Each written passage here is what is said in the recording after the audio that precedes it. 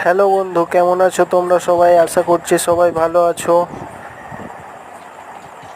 এই দেখো, আমার কাছে একটা ব্ল্যাক বেঙ্গলের পাঁঠা আছে, এই সাদা কালারের। এই পাঁঠাটা আমি সেল করতে চাই।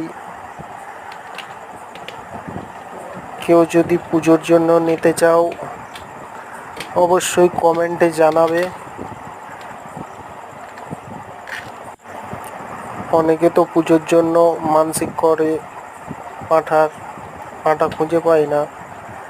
এই পাঁঠাটা সেল করব, সাদা কালারের। এই যে দেখতে পাচ্ছ, অনেক বড় পাঁঠাটা